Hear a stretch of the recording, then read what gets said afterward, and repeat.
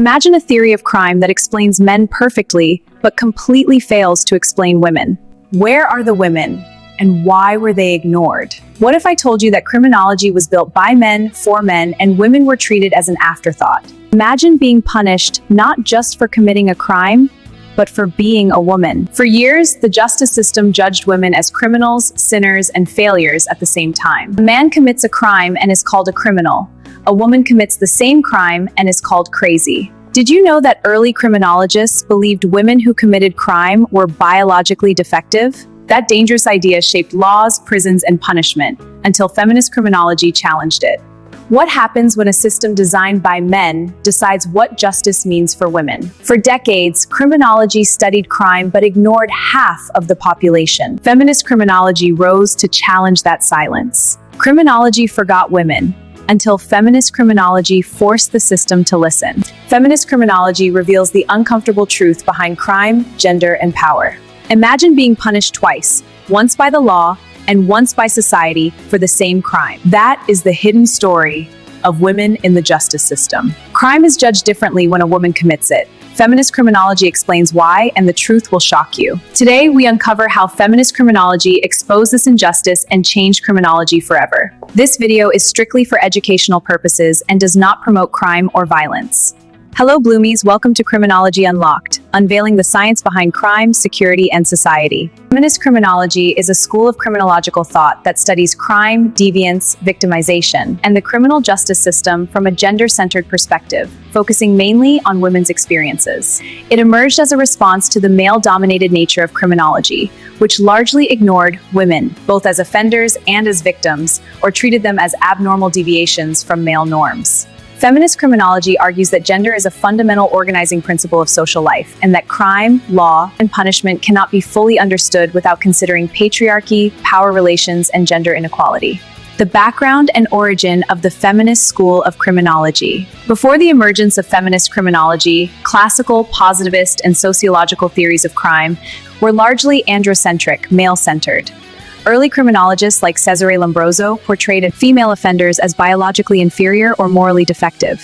Even sociological theories were developed based on male samples and male experiences. During the 1960s and 1970s, broader feminist movements challenged inequality in education, work, politics, and family life. Feminist scholars began to question why women were underrepresented in crime statistics, why women's victimization, especially domestic violence and sexual assault, was trivialized, and why the criminal justice system treated women differently from men. This intellectual and political climate laid the foundation for feminist criminology. The Feminist School of Criminology emerged prominently in the 1970s, alongside second-wave feminism. Some key moments in its development include challenging biological explanations for female crime, advocating for research methods that include gender perspectives, shifting the focus to women as victims, offenders, and professionals within the criminal justice system. The field evolved over time into different strands, including liberal feminism, radical feminism, Marxist-socialist feminism, postmodern feminism, and intersectional feminism. Major proponents or founders of the Feminist School of Criminology and their contributions. Number 1, Carol Smart. She took a critical stance against traditional criminology and law, viewing them as patriarchal systems. Law and criminology are patriarchal. Number 2, Medina Chesney-Lind. Her work centered on female delinquency, victimization, and the criminalization of girls. Girls' delinquency linked to abuse and control. Number 3, Frida Adler. She introduced the concept of women's liberation in relation to crime, the liberation thesis. Number 4, Rita Simon.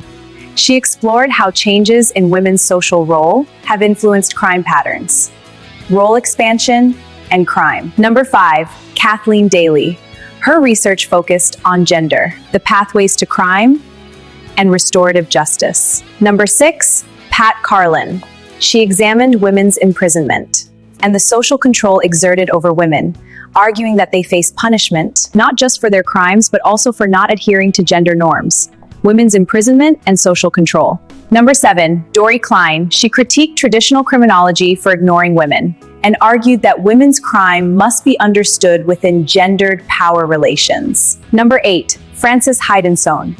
She highlighted how women are controlled in both private and public spheres and provided insights into why women commit less crime than men.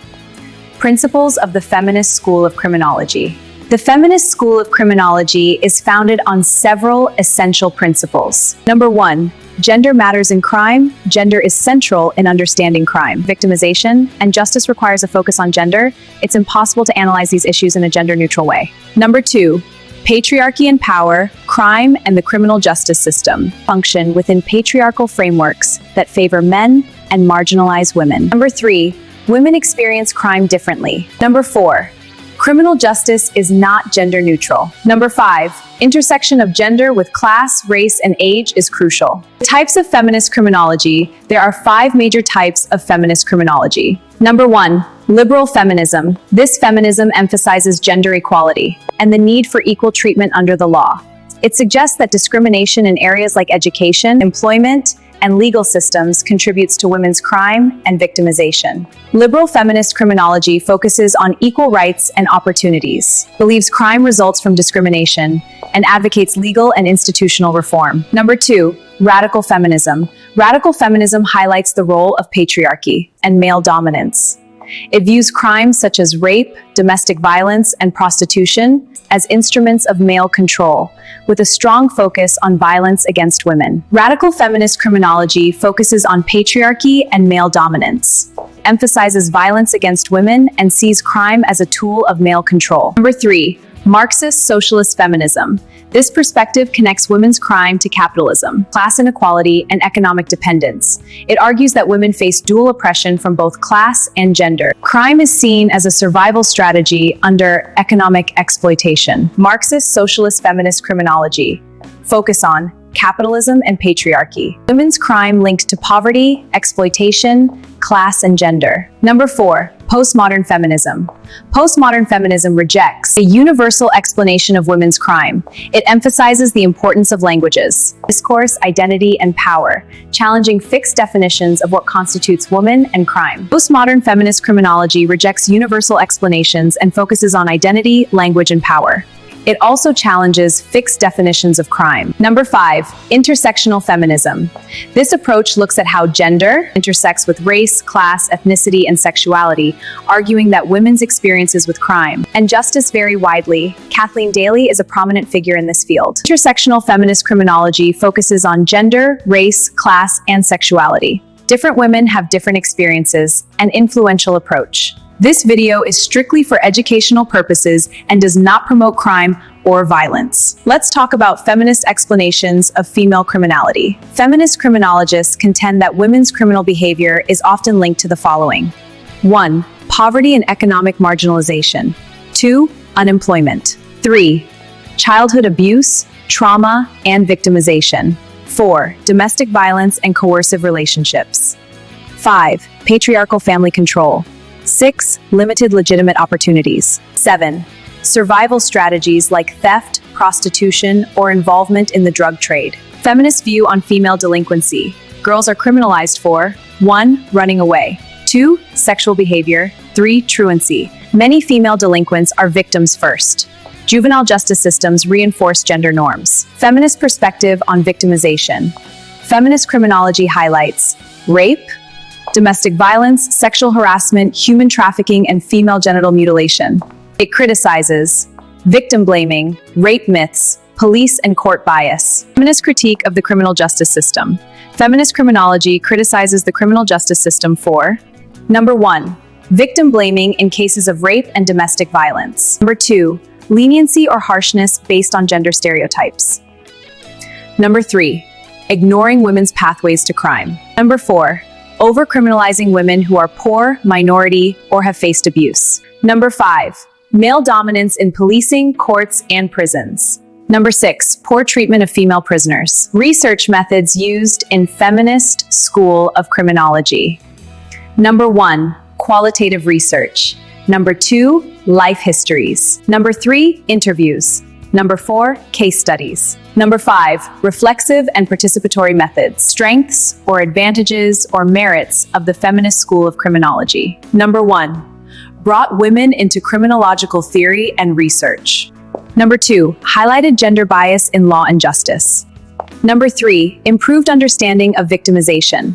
Number 4, influenced reforms in rape laws and domestic violence policies. Number 5, introduced intersectionality and pathways analysis. Weakness, or disadvantages or demerits of Feminist School of Criminology. Number 1, sometimes focusing too much on gender while neglecting other important factors. Number 2, having an ideological or political bias. Number 3, less attention to male victimization. Number 4, fragmentation due to multiple feminist strands. Criticisms of the Feminist School of Criminology. Number 1, traditional criminologists argue it lacks objectivity. Number 2, some claim it generalizes women's experiences. Number 3, radical feminism criticized for portraying women only as victims. Postmodern feminism is criticized for its lack of practical solutions. Modern or contemporary relevance of the Feminist School of Criminology. Feminist criminology remains highly relevant today in areas such as 1. Gender-based violence. 2. Human trafficking. 3. Prison reform for women. 4. Sexual harassment and abuse laws. 5.